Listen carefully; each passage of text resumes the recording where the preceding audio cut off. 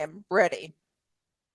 Hello, everybody, and welcome to episode 3 of Shut the F Up. We have an important episode today because we are celebrating.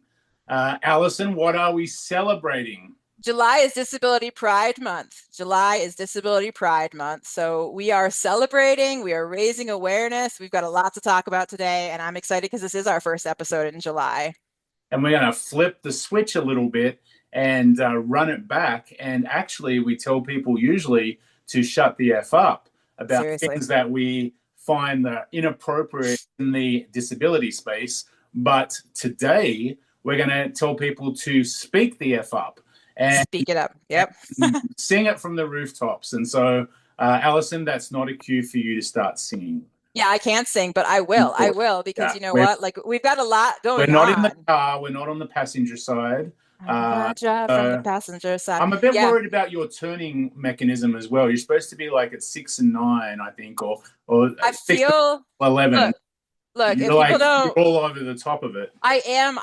Like, look, I was able to drive. They actually allowed me to drive with Stargard. So anyone who doesn't know me, yeah, legally blind. Yeah, And I was allowed to drive for about a year and a half. And I got to tell you, I feel like the cool way to do it is you put your hand on top and kind of that's sing probably why along. you're not allowed to drive That anymore. might be why it has nothing to do with my vision. You're right. You're Right. right. And That's so so true. let's quickly talk about World Cup because all of our teams are out, and you've decided to support Argentina. But Well, since you decided to support Argentina, they nearly got beat by Egypt in a major upset that would have been like the biggest upset in World Cup history. absolutely, 100%. However, I do need to say something. That was a really tough game for me for a couple of reasons. I have actually been supporting Argentina all along. All right, I've always been a Messi fan. But at the beginning of the World Cup, I was sort of, everyone knows if you're part of the disability power arena, which if you're not, we're going to talk about that in a few minutes. But I was like, you know what? I'm also going to go with Egypt. Do you remember that? I do, So but I have been and I supporting think you said Egypt. I have some South American and Egyptian in me, and I'm like, is there any nationality or like continent that you I don't don't actually have side of either of you? those. I I don't. I think you're don't. like adopting all of these extra cultures as we go along. No. I think the World Cup is a fun opportunity, especially having 48 teams this year for the first time. Right. It was just really fun to be like, right now I'm Argentinian, Egyptian, blah, which anyone, I actually am an Italian American, so I don't believe that I have any of those roots. Well, However, I've worked in Egypt on disability rights. I have amazing friends, and I was excited, like in terms of just having diversity. And yeah, I'm always going to go with a non-European, a non-Western European country. So Argentina's kind of always been that for me. But you know what? I'm wearing a USA jersey. So anyone who follows my content and knows that on the beginning of the World Cup, when I was like, I don't even care about the US men, I'm a big women's fan.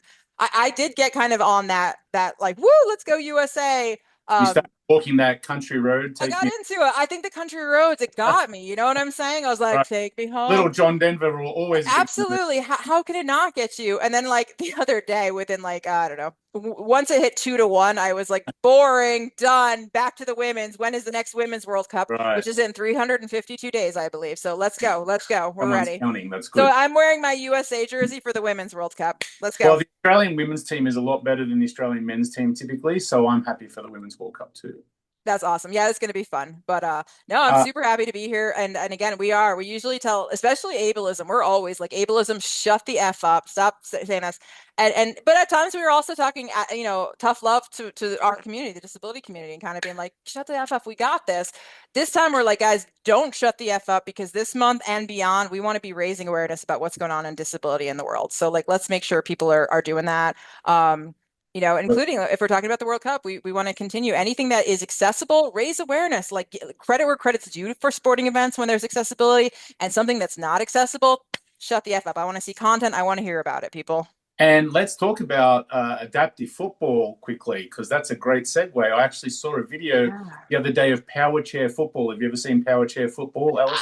I think I saw a similar video. Yeah. So like they sit in the electric chairs and then they have like what we would call a sweeper that comes out of the bottom of their chair and smacks the ball, and the ball is huge. It's like a Oh, big oversized beach ball okay. with a weight inside of it, and it's a fantastic game. So yeah, if you get a chance to see powerchair That's football, cool. absolutely. Yeah. Out blind football also has a World Cup, and of course is a Paralympic sport as well.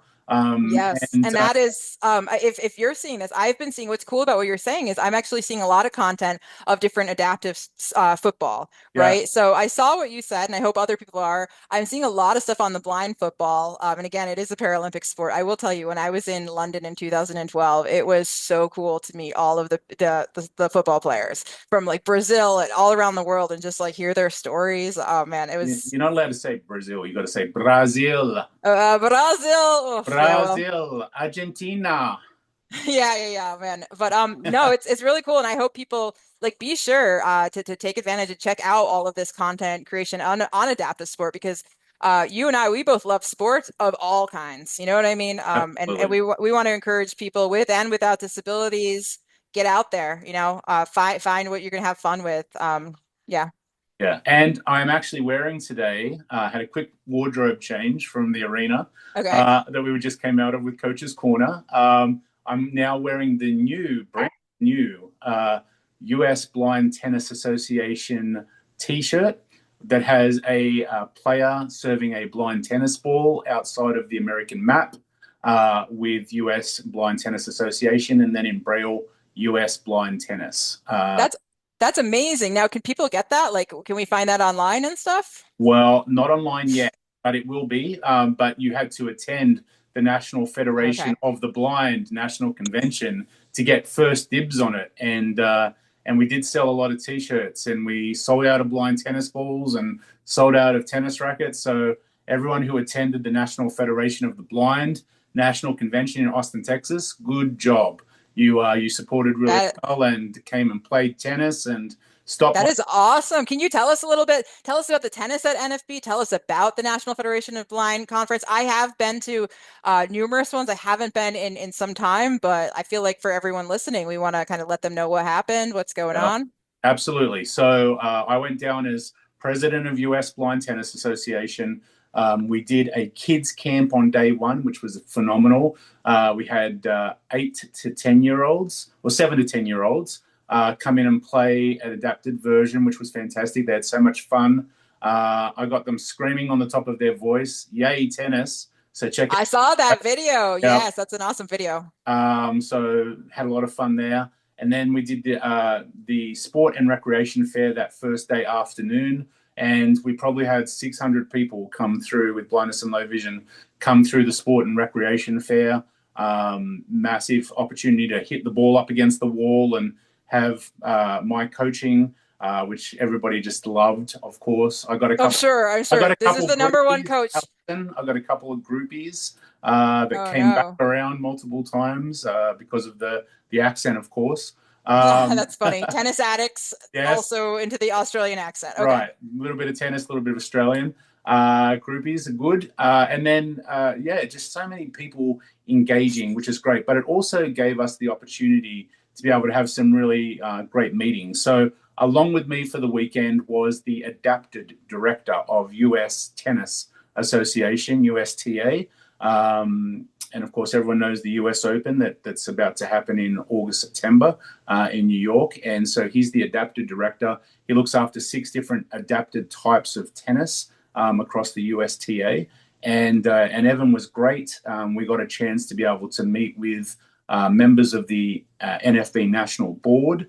And we also had a great meeting with IRA, which we'll talk about a little bit later, and One Court, which has just brought a phenomenal product out to the market. You would love One Court devices. I have to hook you up with them. Is the one court device the like the tactile sport Yeah, one, or what is one court? Okay, yes, because I have seen in the World Cup. Is that so? I know it's not yes. exactly the same, but I have No, it seen is. It is some people exactly who the are same. blind that are going to the Yep. World Cup games, and whether they be have some usable vision like me or totally blind, have been Yep. using this, and like I'm like, wow, yes, that's So cool. the One Court device is about the size of a laptop Okay. and like a 13-inch laptop. It's quite small and portable, and you can just sit it on your lap, and you get a real-time audio description in your ear based off the statistical data. So, not that we support online betting or anything, but the best part about online betting is it's given the people at one court the data to do real-time audio description and real-time statistical data that goes into the device that you're Wow. tactile feeling. So So this just came out pretty recently. So for example, with the upcoming US Open, as you mentioned, yeah, is that something I'm just curious. Let's say that I went as a spectator. Is there a yeah, way that I could book that or yeah. how does that work out? It's a great question. It isn't available for tennis right now. It is available for all the World Cup games. So if Okay. you go to a stadium and watch a World Cup game, you can access the one court device and you can follow the game with audio description and the tactile play surface area. Where do people ask for that? So in case we Yeah, have people who are still going to usually go to games. at the customer service, you can ask for it at the stadiums. Okay. Just go to the customer service and ask, do they have the one court device support? You might actually have to call the stadium before you go because I imagine it's fairly popular. So just make sure that they've got enough units to be able to lend out one. It doesn't cost anything; it's free to be able to use it for the game. I would, yeah, I would love to see like this is a shout out to one court. This is a shout out to anyone who goes to a World Cup game and watches it. I personally would love to see some content and learn more about because as somebody who's legally blind, I absolutely love sporting events, even losing my central vision. It's Yeah. still so much the whole atmosphere, right? And like to have the atmosphere and then have real-time audio description in one ear. This is how I would probably do it, right? Well, also like kind of knowing what's going on and feel the whole atmosphere. I want to hear people's experiences. So like I really want to encourage people to make content. One court, if you want to send me and Murray to the FIFA, I'm ready. The World Cup finals. July 19th, I'm ready to be in New York City. So I Actually, I'll will be be in there. Australia, so don't. He'll be in Australia. Yeah. Don't worry about him. I am ready. I am ready. I can create a lot of content. All because I would love to just learn more about that. It seems like it just would be such a cool experience to have all of that. You would love it, Alison. I've done a Portland Trailblazers game for basketball for the Nice. NBA. I know how much you love basketball, so I that. yeah, yeah, And yeah. then I took it to the Seattle Mariners game. We did a workshop there on both occasions with the Blazers and with the Mariners, and just worked so well. All the kids just loved it and really felt like they were part of the game for the first time. They could Yeah. Well, follow the just ball. exactly. It feels like you can finally like be following what's going on. But yeah, it's almost like we have this for me again, if you're in the blind community, it's almost like you get this whole other cool experience because again, I still have the audio experience in general for me in sporting events is still so amazing. And then it's like, oh, I'll totally know what's going on. Really? I don't know what sporting events I've totally known what's going on. I mean, I'm usually yelling and screaming and arguing, but Right. that's Yeah. awesome. Yeah. That's so cool. Yeah. Yeah. I'm so sorry. A side note, one of the funniest things I've seen in this World Cup, right? We've seen people from around the world, and it's been really cool to see people enjoying the US. People try to smuggle out ranch dressing. I'm gonna start doing that, by the way, just everyone. Ranch dressing, by the way, is a real thing. I have friends in Australia who are asking me to bring it back for them. Dude, I'm just like, like it's too much, really. if they want to get me a ticket, I'll take it for you guys, It'll take everyone. take Aussie, some. Aussie, Aussie, oi, oi, oi, ranch, Right. ranch, ranch. He's a But kid. the other thing that Remember that. yeah, yeah, I Yeah. am. I am. But the other thing, one of my favorite things ever was when the Scottish like fans all got down to Florida. They were at a Marlins game. It was like every time there was like a standard fly like pop out, just the outfielders just catching the ball. It's nothing to us, usually. Yeah. And they were cheering like it was a home run. Like Right. that was where I was like, man, if I was at that game, I would have too much fun because I would just assume everything was a home run, except people would be like, yo, they just don't know what they're cheering for. And then I'd have even more fun because I'd be like, I love it. That's like me sometimes. Right. That's like you all the time. Yeah, yeah, yeah. As long as my team is winning, Yeah. I'll be happy. And Right. yeah, So yeah. So one court's great. Check it out if you can. sure. Yeah. And Jared, who's the CEO, is a great guy. He was at the national convention, and they're a local company out of Seattle near me, Nice. and came out of University of Washington. So great story. Cool. All And right. people who work for them. So, Allison, Yeah. let's talk about and unpack Disability Pride Month. Yes. Talk about the misnomers about Disability Pride Month and educate and inform and advocate for what it's supposed to do and how it works. Yeah, well, I think to start off, Disability Pride Month for me is what is it supposed to do is a really interesting question. And I think like for everyone, it's going to do something different. That's why we're exploring it. But we did want to kind of go over, especially I know in both of our content and also watching other people, whether it's on on podcasts and content, the way people talk about it is, Disability Pride Month, people are a bit confused by it. I get so many comments where people are like, yo, I'm not like proud to have my disability. It's so hard to be me, etc. I'm not commenting either way on that. All right. I want to step back and be like, look, I have disabilities. I am proud of who I am. Like I'm disabled and proud. However, Disability Pride Month is not about like just having pride in your impairment and walking around and talking just about that. I mean, and it's not just the celebration. I think we hear the word pride historically, whether it be disability pride or other pride movements, LGBTQ plus pride, Black pride, and we're always like, oh, it's just a celebration. Where rather it's more like we stand together, we stand strong. And I think this year in particular, like one of the messages I want to say is it's about our history, because in the disability movement here in the US, I mean, it's really we've only had rights for 50 years, right? We just celebrated in America 250-year birthday. But the disability movement, right? You go back at the 70s is where rights even started. And we've been pushing and fighting, and people have been doing that. And right now, disability rights are under attack. So for me, it's about our history and it's about moving forward, not backwards. And I think that, so again, Pride is not just a celebration. I'm not taking away from that because we do recognize July because the ADA, the Americans with Disabilities Act, was passed on July 26th, 1990 here in the US. And that is a huge disability rights, civil rights law, right? Not just for the US, but for globally. But like at the same time, like let's celebrate, but let's resist. Let's tell our stories. Let's work together in this world. So I feel like I'm really like rah rah. We've got a lot to do. So I'll turn this over to you for a second because I have a lot more to say. But Well, I really want people to realize like there's so much to this and to dig into it, to learn about it this month and beyond. Well, I had a really interesting discussion with somebody who stopped by the booth in Austin, Texas, and I'm saying Austin really weirdly, so I don't know. I think it's on this Texas Yeah. accent is rubbed off on me on a 4-day trip, which is interesting. But You've been in America for how long? And we still right, got the Aussie accent, uh, but he goes to Austin whenever I for go one back down day, to the four south, it days. just Yeah. flips back into the draw. Yeah. There you Um, go.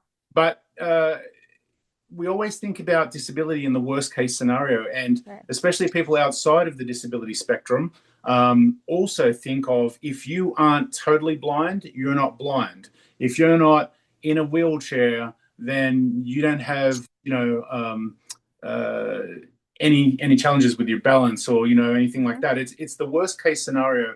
Neurodivergency, the same thing, right? Is Mhm. like the autism spectrum, as an example, is a great way to talk about this. And I feel like autism has done a great job in talking about the spectrum, probably any more than any other disability in a lot of Right. instances. But across all the disability groups, it is a spectrum and it is a Yes. wide spectrum. And so when we talk about disability pride, I think it's taking pride in the things that people with disabilities have been able to do from an advocacy standpoint. And there's been, obviously, look, you think about in the blind sector, Stevie Wonder, Ray Charles, like they're the people. But, I know lawyers, I know people who work in the medical field, I know people who work in high level government. People are achieving things with disability in so many different areas that we just don't hear about them. And so Disability Pride Month to me is saying, you don't have to be ashamed of your disability, number Hmm. one, because that's a big Yeah. one. A lot Big of time. people with disabilities are ashamed of their disability. And I know, you and I have traveled the world quite a lot. And I would say, especially in a lot of regions in the world, disability is very shameful within the family and Yes. swept Mhm. under the rug.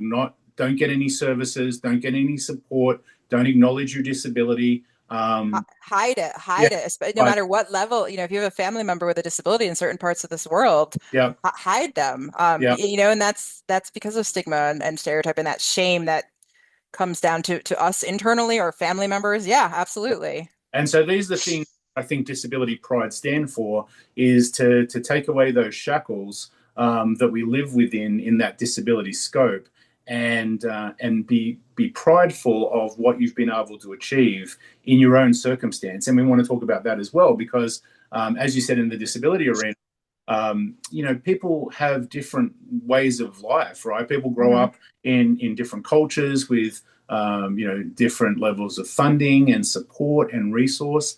And so it's important to acknowledge that not everybody has an even chance Right. as in mainstream society, Sure. Exactly. Yeah, a hundred So, percent. yeah. Do you I want mean, to talk about I that? think in that just yeah, really quickly. Like first, I also want to say I think for Disability Pride Month, for me, one important thing is also the statement of, despite this world having so many barriers that we all experience having disabilities, like we're still here, we're not going anywhere, and we're pushing forward. So like anyone who thinks we're going somewhere, they can shut the F up. You know what I'm Right. saying? Yeah. You're not That supposed to yeah. say that this episode, but I acknowledge. I'll say, you know what? I came up with the title of everyone, so everyone can shut the fuck up except me. All right, I'm gonna keep talking. No, I'm just kidding. Okay. I'm just kidding. But like, yeah, no, in a world that like is not made for us, and that's where I take some pride. Like every minute of not every minute, but there's so many things I have to adjust and adapt on a daily basis, right? I have to problem solve, and like, yeah, I am proud that I figured that out. That I didn't just like, oh, well, can't figure that one out, can't do that. Um, yeah, so there's that. And then I completely forgot what I was talking about because I was like, yes, go, go, go. No, Just different circumstances yeah, and we have different circumstances. So I definitely will say, and I'm sure that you could relate to this too, that, at the beginning of my disability journey, being diagnosed at 14 and really for me going through, I think the toughest for me was, to get to acceptance was being in high school and just like the things that people would say. The whole reason that like I finally my words have become a weapon is because a lot of people needed to shut the F up back then. I was losing my vision and like high schoolers are not, teenagers aren't always that nice. Neither are other people in this world, but like for some reason there's absolutely no filter at the teenage. right. But I will say I think as I was coming, going through undergrad at college here in the US, I started to realize like I luck out that I have a really a mom that there wasn't even an option. It was like I was going to college. Like it didn't matter if I had an eye conditioner or not. That like to me was never maybe I was going. But like she also just before I could really advocate for myself, before I had the confidence and whatever, she advocated for me and I sort of passed on. But there was a certain point where I started to realize as I started thinking about law school that I could have had a very different situation. Say I didn't have a mom who was as interested in education, as passionate about education, or or who could take the time to yell at people when I wasn't yet ready to advocate for myself. Right. And I think that really drove me in terms of like what I wanted to do when I went to law school. And, at the same time, when I could get a joint degree in disability studies. So I have the master's as well as the JD. And really what I've done, and what my passion has been throughout my career all the way up till now is recognizing not that other like just that I had some sort of privilege and that privilege is because of the family and the support that I had that I recognize other people may not have. Yeah, I mean, I guess that has driven me. I don't know if that's something that you can relate to, but it's definitely something where I recognize I could have been given the same Stargarts and a slightly different support system, and it could be different because there are a lot of barriers. There are a lot of things that prior to me being able to punch back on those barriers, I did need that support system to help me punch back. I felt exactly the same, when I started working in corporate business and, I didn't have the right equipment. I definitely felt like a lot worse than when I have the adaptive tools to be able to be successful. And it's little things, like reading large documents and just feeling informed. I've always liked to be prepared and informed. And when we're doing something, and I feel like, that can be missed if you don't have the right equipment and adaptations. Same, obviously with the different disabilities is Hmm. understanding.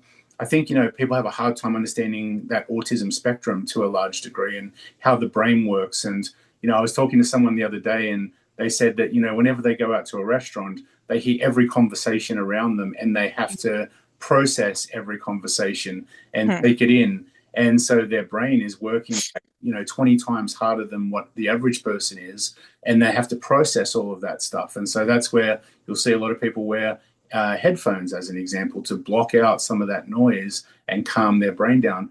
So there's a lot of still, a lot of ignorancy and a lot of misknowledge about the disability community. And so I think I was just talking to Allison and I said it's a great opportunity during this month to be able to continue to advocate on a high level for what disability actually is and to talk about spectrums of disability because we Yeah. still have an enormous amount of education to do. So it's not about that, personal pride so much as I've achieved this, I've done that. It's not like a bragging thing, although we should all be proud about what we've done. Yeah, absolutely. But it's about, humbly saying there's a spectrum and here's what that spectrum is. And here's still the challenges.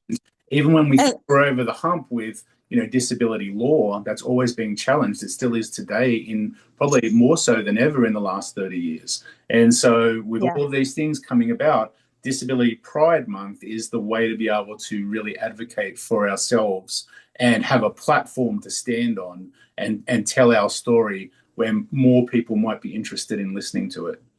Yeah, and if I could just do a quick thing for endometriosis, and not just endometriosis, there's a whole array of chronic conditions that I think sometimes, because they may have dynamic, as some people in the disability community will use the word dynamic. I'm also going to use the word episodic just to be in line with what the ADA now calls it. But to realize that if you have endometriosis, if you have POTS, if you have lupus, if you have fibromyalgia, and I could go on and on. But as somebody with endometriosis, that I have a disability. It's not just my eyes. It is endometriosis. It's episodic, but like when I say episodic, I mean it can be every single day, but flare-ups and stuff like that. And I think as somebody who was my disability journey started with my vision, and then endometriosis was a different journey because life is never completely linear, right? But I do want to do that shout out to people that are really not sure. I just have to tell you, I'm going to say this to the whole world. No one is sitting there being like, am I disabled enough? Does this count enough? Somebody without a disability is not thinking that way. And I personally, like, I want to be able to lean more into my understanding that, my endometriosis is a disability. And I say that first off because in a workplace setting, right? Let's talk legally. I can request, as can anyone with endometriosis or any of these other conditions, right? Episodic disabilities can request reasonable accommodations under the ADA. But also just in the social context of disability and that understanding and that inclusivity, right? And not denying other people's stories, situations. And that's something I think with Disability Pride Month, like I do want to kind of just mention that, put that shout out to everyone in the different communities that, don't let the world, again, part of ableism is always going to make us question ourselves. Yeah. So for Disability Pride, I want to put that out to my whole endo community, and so much broader communities, right? And I feel like, we just talked about the shame aspect. I know a lot of people, a lot of women with endometriosis, that when they call out sick from work, as an example, because they have it, they won't explain that they have it. Not that they have to, but, then it kind of gets swept under the rug, right, and doesn't get talked about. And it's just this disease that everyone Yes. is familiar with, but doesn't understand how it works. And we talk about that spectrum understanding and knowledge. And I think like endo is really one of those topics that gets Sure. swept under the carpet because it has things to do with a women's cycle and so forth, and it's not comfortable to talk about, and so therefore women who suffer from it and can't get out of bed to go to work, Yes. and are getting fired left and right because of this situation. They're not asking for the accommodations because of it, right? They're not informing, they're not educating, and that's a challenging thing to do. But it just goes back to that culture that we live in still to this day, Yeah. that disability is something that is mostly like not talked about and not addressed. And when we think about the rights of people with disability, it kind of come after every other right was changed, right, and Yes. adapted. And so we're always kind of the last on the spectrum, or the last to get anything. And then when we get it, we're challenged straight away on it. And so I had a post that I want to talk about from someone who was feeling some anxiety about the DOJ memo on top of the 504 challenges in the States, and was doing a post about it. And then one of the comments was, well, I'm still receiving all of my services. What's everyone going on about? This is nothing. Stop complaining. Yeah. And That. changed.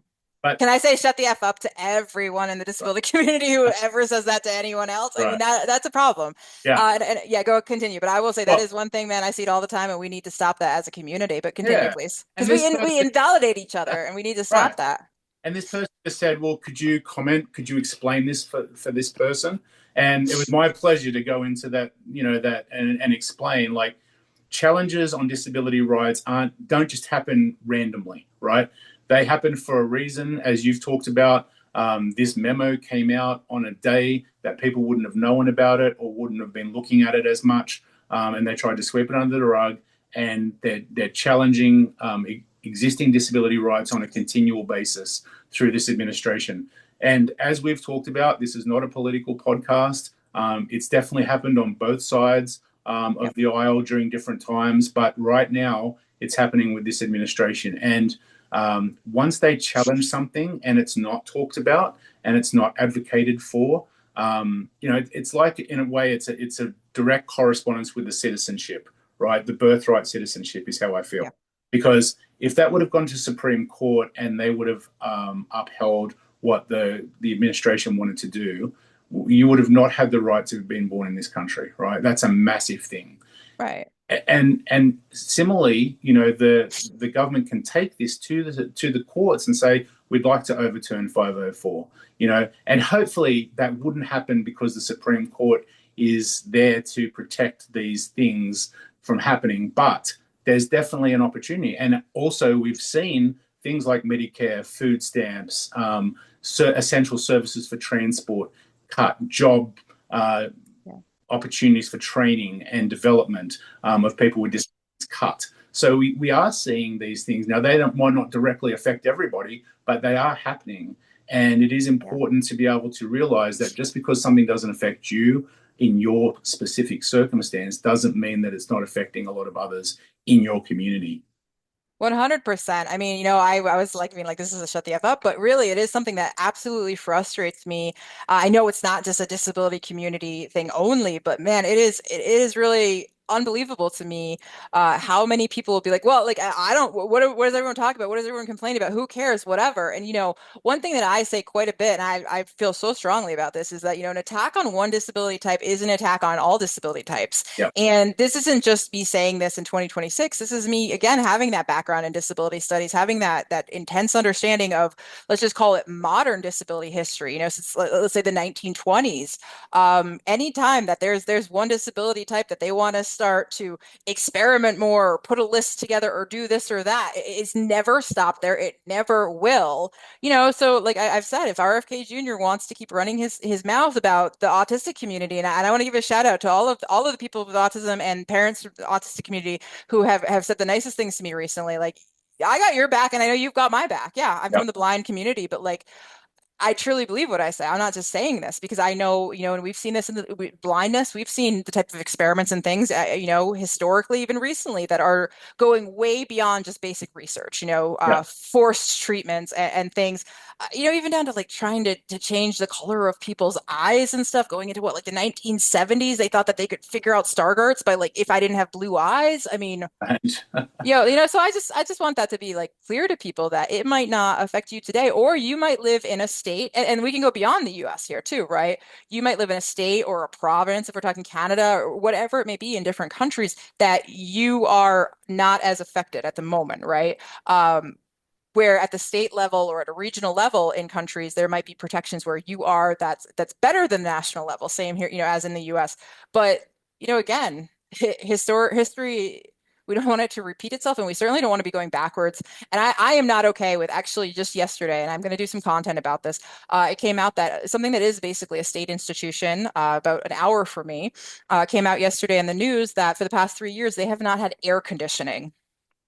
Air Right. conditioning. And you know what it's like in these summers, right? I mean, let alone all of the other things we could be questioning looking into this and what's going on there. When that came out, you just look at that, and my human rights like Right. lawyer side in me, who has been to institutions in different countries around the world, I have not talked about this much in my content, largely because it's like I'm letting other people say these things. But man, I've seen places with no roofs. I've seen people, sitting in feces. I've seen all of those things, and I have seen places that are 100 and something degrees with no air conditioning, and what that is like for people.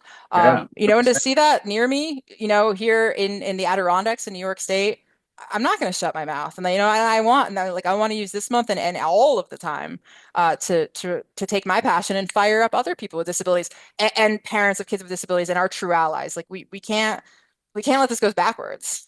And I think that's the other thing, Alison, is like it's great to have these platforms of Disability Pride Month where the focus is on disability and what's happening, in the disability sector with our different groups. But it's an International Day for People with Disabilities, and Mhm. December 3rd, same Mhm. thing, right? It's great to have these platforms, but we do want this to be a consistent approach. And to that point, we should talk about the fact that as people who stand up for what they believe in their rights, we can make change. We've talked a lot Yeah. about Crip Camp on this podcast and how important that was. and Judy's journey and what she was able to achieve with the collaboration of all disabilities working together.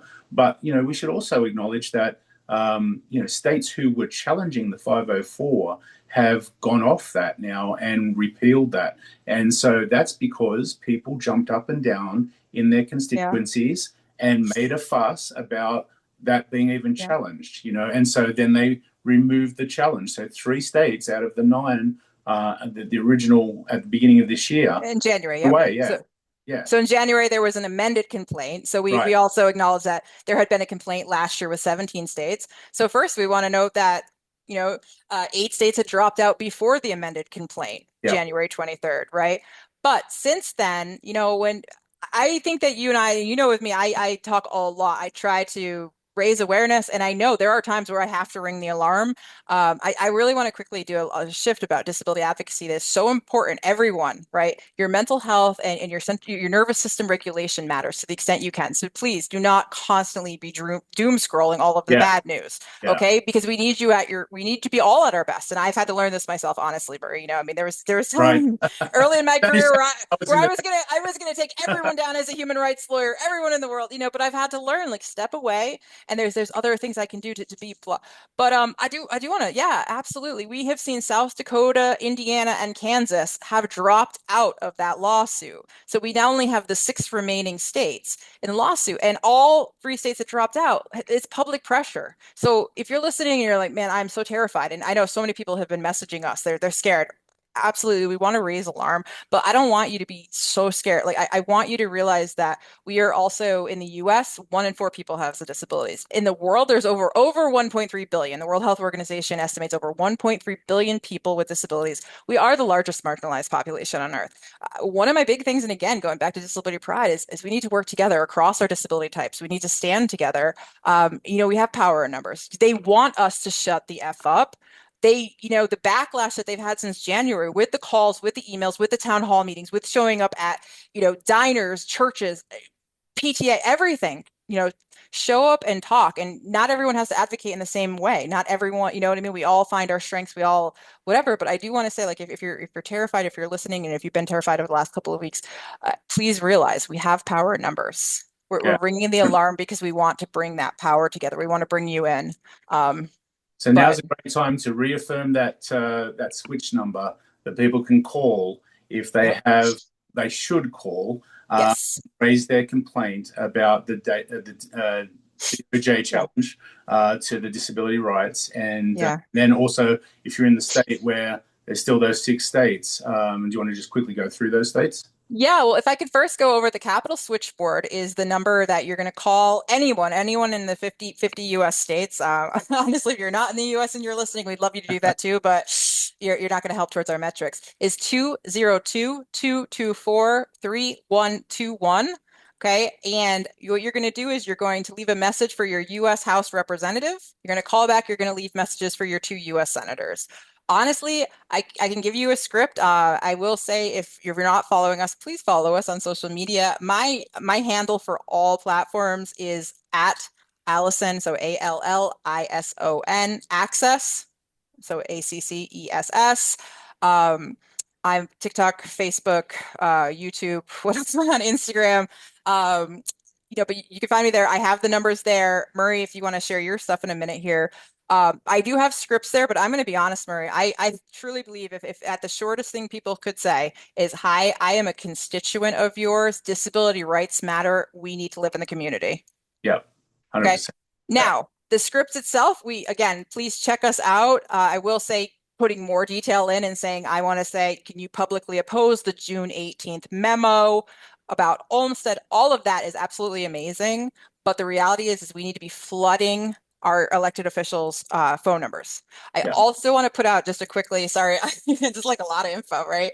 But five, like, so the number five, call 5call.org. If you don't know who your representative is, and that's okay. I know a lot of people are nervous to tell me that. I'm like, dude, it's a lot of people don't yeah, know who their congressional. Check it out. You can put your zip code in. It's going to tell you right away. There are also scripts on there, draft scripts. They're not necessarily related directly to disability rights. So that's the only thing I want to say. yeah. But yeah, that's what I have to say there. Do you want to add to any of this? Well, I was just saying, don't be intimidated to stand up for your rights. And even Yeah. if you're not 100% across what's happening. What Alison just said about, hey, I have a problem with disability rights being challenged. That still counts as a call, and a concern. Exactly. And so that's the important part. That's the most important part, is that we get that. Obviously, my company is Ameribility, so it's AMER ability, and I have www.ameribility.com. All the podcasts that we do are also on ameribility.com, and that's the best place to go to for me, and all of the social media links are on that website as well. So yeah, we just want to make sure that Disability Pride Month is something that you, one, understand what that is, and then two, talk up and speak up about disability. And it could be just a random thing. I know somebody with a disability, and this is the relationship I have with this person. This is what some of the fun things we've done, or just talking about Yeah. advocacy and what people can do rather than what people can't do. We have to do more of that, to shed Yeah. light on that. I also think for Disability Pride Month, like I talk a lot, I'm saying, okay, this is about celebration. It's also about resistance and truth telling and sharing your story. And a lot of people, I really want to emphasize this. And if I can just do a plug for the Disability Power Arena really quickly. Um, I did lose my job last year to Doge cuts, and I have recently started a disability rights learning and advocacy community. And in this month of July, this will be the last month before price is going to go up. It is $49.99 to join. But one of the things that we're talking about in there is that advocacy looks different for people. So Murray and I do not have to do the same exact advocacy. The idea, though, is in an advocacy community, such as the arena, is first, learning about rights. So as a lawyer, I break disability law down into practical and approachable ways. But then discussions, Murray, I think you'd be the first to say that we get along super great. I mean, even though you like kangaroos and you're whatever, You but like like kiwis and sheep. and we love sports and we have a lot of similarities, but we also have differences that I think are very important differences in how we advocate, right? Yeah. And I think that's a positive, powerful thing. And a lot of people have recently been writing to me and, oh, okay, but like, I like your passion, Allison, but I don't want to share my story right now. I'm nervous. I'm this, I'm that. It doesn't mean, I want to be clear, disability advocacy, right? This month or any other month, it does not look the same for everyone. Okay. Not everyone goes to protest. Sometimes it's maybe because accessibility, whatever it may be. Not everyone can participate in a boycott, whatever it may be. But the idea is like, let's find what is your strength? What do you feel comfortable with? And for people who don't want to get online and share their story, there's millions of reasons why. I understand that. I understand that. But what I think, we do want to emphasize for Disability Pride Month is when you're sitting at the dinner table, with family or friends, can you share your story? Or where and how does something make sense for you? And again, if you want to join the Disability Power Arena, we want you there. We have good discussions. Um, you And know, I'm member number one, by the way, so I joined before anybody else. So yeah, although this it's ca a this privilege to kangaroo loving be Aussie, number one. Aussie, Aussie. He was the first to join, and he's an awesome participant. But like all the members are amazing, and I think come about it in different ways, And we have resources. So there's self-learning guides. Right now, Murray, I think I just put up my fourth disability law series module. So that's on, and then we have events all of the time, and there are those recordings and stuff.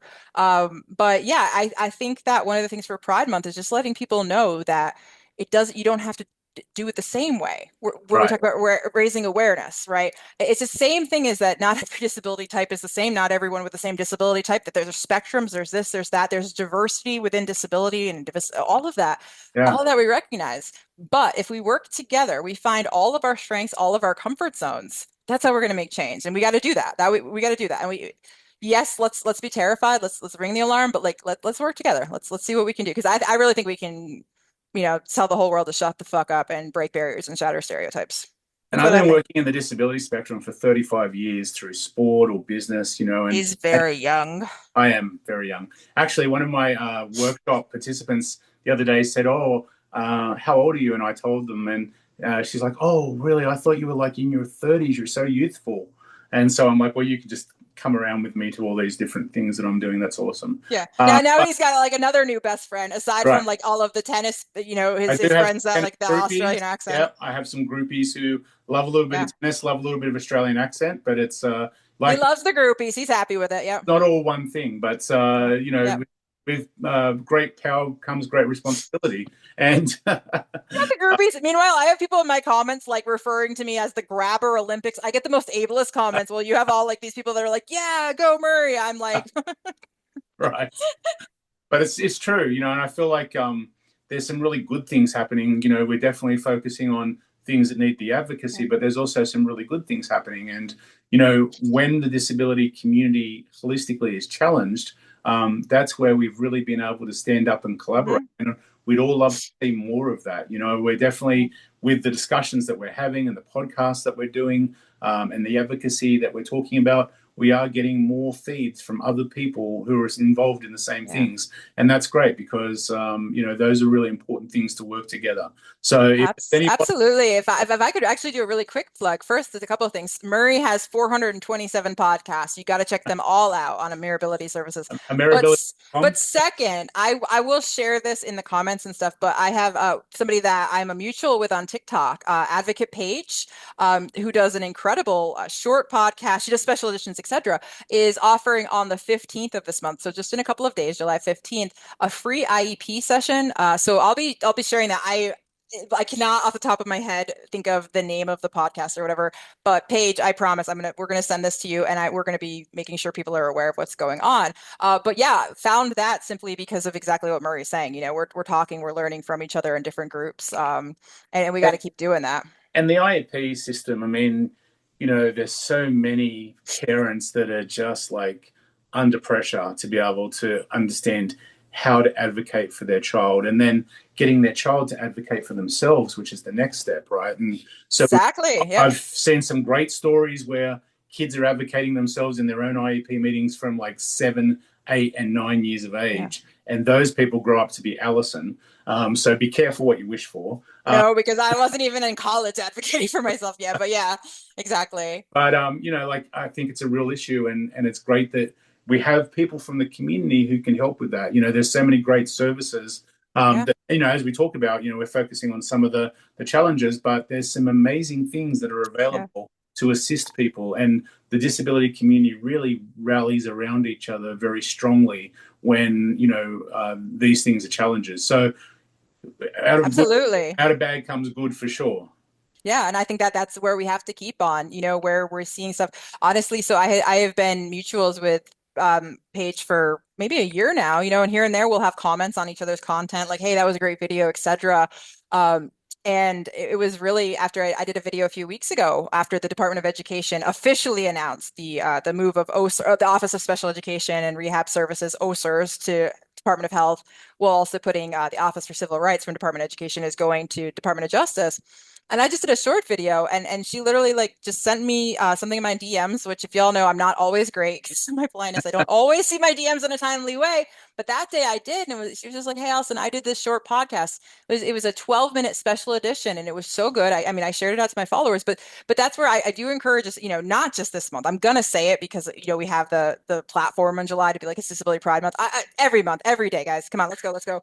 But Yeah, when you see something equality and you're commenting back and forth, you don't, it's not to like boost somebody's engagement like in the algorithm. It's legitimately like building connections. You don't have to waste your time to boost engagement. But when you see something good, and I'm really thankful again to Paige and everyone I've met. I know Murray, you've met amazing people, but we need to keep having these conversations and creating this build. We have the community, we have the strength. Like let's keep learning. I know that her workshop, for example, on IEPs, I wouldn't be able to pull anything off like that, what her expertise is. Exactly, you know what I mean? And that's yeah. the reason I wrote to her today, and I saw in my DMs right before this that she has sent me information. I'm going to share that out with my followers because I know it's going to be high quality, and I think that's like, and I know the same thing where it's like when we can be sharing. And you've been doing a great job with the different connections you've had recently. So Yeah, I mean, I I mean, think you know when we think about disability, we often think about the individual, but sometimes it's the bigger plan and the bigger mhm, problem. And as we were there for tennis with US Blind Tennis, we had a great meeting with IRA, and IRA is yeah, a great platform that can assist people with blindness and deafness. yes, And they do ESL as well. So great supports for a lot of different things. But they're probably most well known for blindness support, and they're a platform that basically trains people to be human guides and use their vision across a blind person's phone or a deaf person's device to communicate with them on their surroundings. So if they're going through an airport, Ira, as an example, has contracts with 50 airports around the US. They do 13,000 Starbucks. They do 50 universities. That's just the tip of the iceberg. Mhm. Where you can get free services. You can call an IRA representative and you can ask them to find you something, to get you to your airport gate, to catch your flight, look at the indicator board, all these things that, we have trouble with in the blind community. But the great part is now we're starting to think about how we can make tennis adaptable for all disabilities at the US Open. And we're talking about not just at the US Open when they're watching the tennis, but how do they get there? How do they get there through the airport? How do they get there on the subway? What support can be given from the subway train station over the walk bridge to the US Open facility?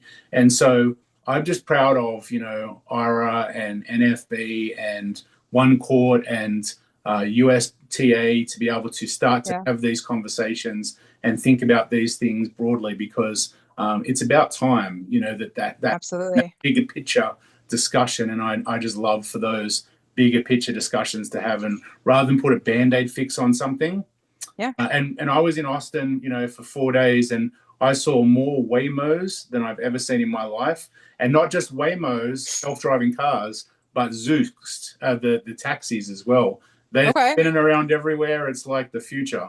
In Wow. So Yeah. it's really interesting, and you will see some videos if you follow people from the National Federation of Yeah. the Blind who have hopped in Waymos, who were there and gone to the convention if they're staying at an overflow hotel. So these things are just great. Like the future's bright in a lot of instances, Mhm. and the challenges that we have to overcome to maintain the status quo and build from it are really important right now. I also just want to, do a shout out to what you're talking about with IRA because I feel like IRA has, again, what you're saying in terms of the blind community, and then beyond, like really, I think that without, whether it's intentional or not, as most things with accessibility, right, start to really help people with all types of disabilities and beyond. But I feel like IRA like is just starting to get the attention that maybe it deserves. So I appreciate that you brought that in. I like don't know that much about IRA. I'm not sponsored by them, everyone. I'm just saying that I don't think we in the even the blind community know enough about what there is. So I do appreciate that's come up. And I think again, this is a perfect example of we need to be talking and sharing information about what's going on, what's available and stuff. Because the fact that IRA does like it is professionally trained people. This is not volunteers. You know what No, I mean? yeah, they are professionally trained. Is incredibly notable for Yeah, the blind community, for neurodivergent community, for yeah, others that this is going to continue to be helping, yeah, or absolutely. assisting, supporting. Yeah. And we're seeing more cases of multi-disability than ever before. Hmm.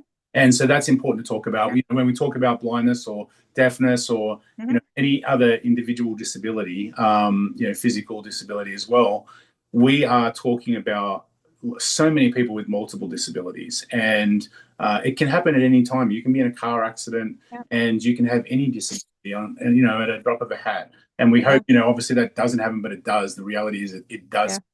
And so, or even if you don't have a disability right now, I've seen so many parents think and talk about in these forums over the last month that you can get a disability at any time. You can Sure. become disabled at any time. So that's something to think about. If you're outside of the spectrum, you're just tuning into something. Maybe we do a promo clip on our walls or on our social media, and you just come across that promo clip. That's something to think about. Is anybody can become disabled at any time. So if you have a fear factor around disability, Right. give yourself the opportunity to learn and grow in that space a little bit. Exactly. Exactly. And like I think a lot of people don't necessarily like using that rhetoric of how we raise awareness, right? Sometimes it almost feels like we have to threaten people, be like, yo, anyone can become disabled anytime. Right. I want the world to just want to be accessible and inclusive to Yeah. have everyone participate. But you know what? If that is the threat that I have to make, there are sometimes, I mean, it's really unfortunate that it feels like that sometimes, okay, just a reminder, just in case you didn't know, Right. because until we're at the day that people just really understand that. again, going back to 250 years, freedom doesn't really mean anything until everyone is fully free and fully included. And I think that as a country, and again, globally as well, that we all have a lot of work to do. And I'm not talking just disability, obviously, Yeah. but I am somebody who I want to push forward. I mean, I'll get angry, I'll get annoyed, I'll get whatever. And I use that to drive me for forward progress.